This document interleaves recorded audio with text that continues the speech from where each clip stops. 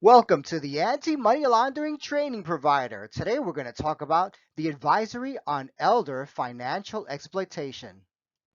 Elder financial exploitation refers to the illegal or unauthorized use of an elderly person's funds, property, or assets.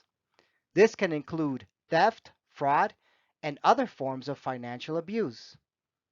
According to the National Council on Aging, approximately 1 in 10 Americans aged 60 or over have experienced some form of elder abuse, and financial exploitation is the most common form of elder abuse. What are some common types of elder financial exploitation? Scams. This can include phone scams, email scams, or online scams that target the elderly. Identity theft. This occurs when someone steals an elderly person's personal information and uses it for financial gain. Caregiver theft.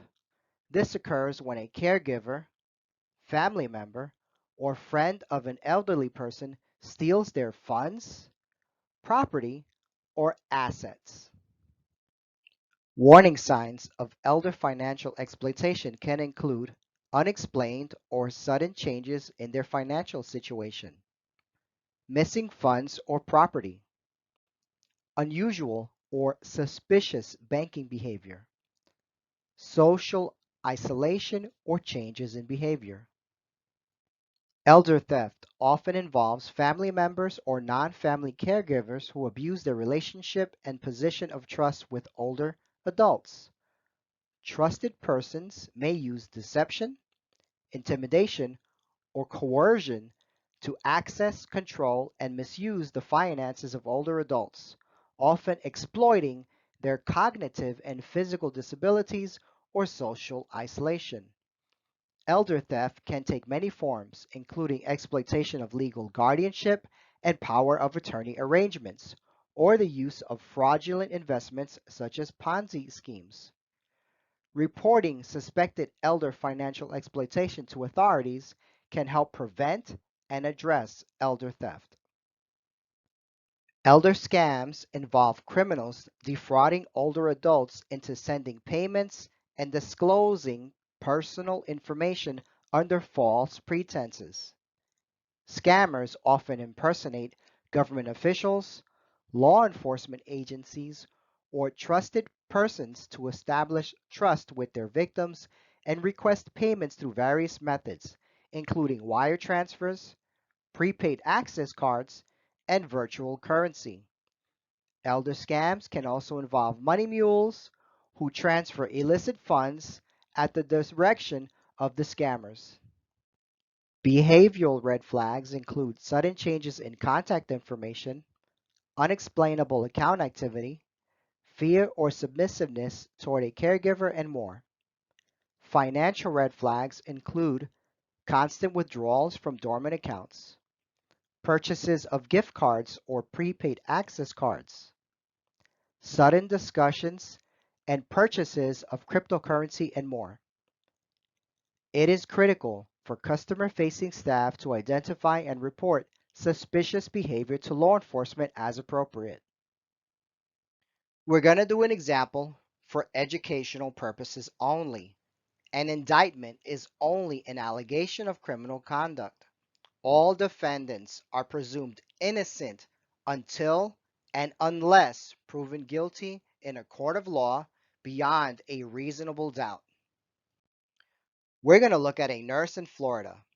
According to the Bureau of Labor Statistics, nurses in Florida can earn between over 40,000 or over 95,000 or more per year. Whenever analyzing an account of an individual who has a license or maintains any type of certification or owns a business, it is critical to try to attempt to gather additional information about that license or that business. On the left-hand side, you can see the wages for an individual in Florida according to the Bureau of Labor Statistics. On the right-hand side, we can see a picture, a snapshot of the Department of Health, which lists some information about the license for an individual. Now on the bottom is the most critical. You can see on the bottom it talks about discipline on file or public complaint. This can help you find negative media about the individual, if there was any. Let's say you're reviewing the account for a nurse.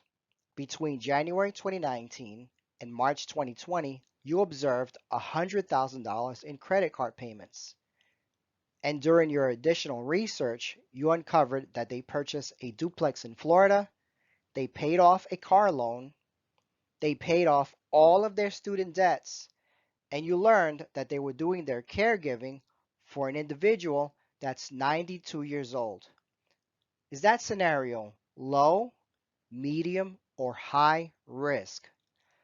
Does the observed activity match the income, or is it consistent with the income that this individual is able to earn?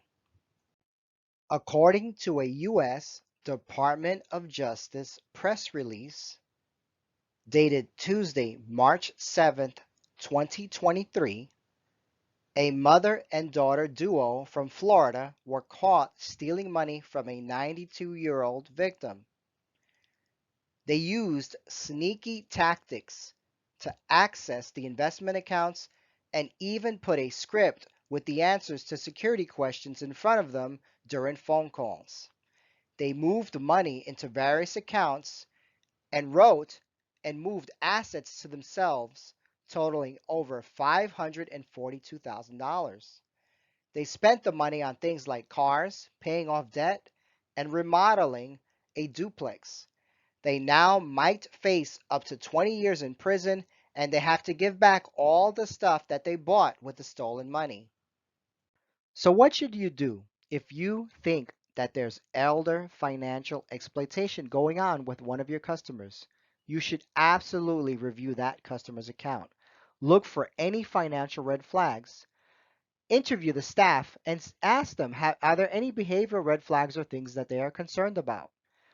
Interview the customer and other parties in their household if it's possible and it's safe. You're not putting the customer at risk. Consider filing a SAR, and if your policies and procedures permit you, cooperate with law enforcement.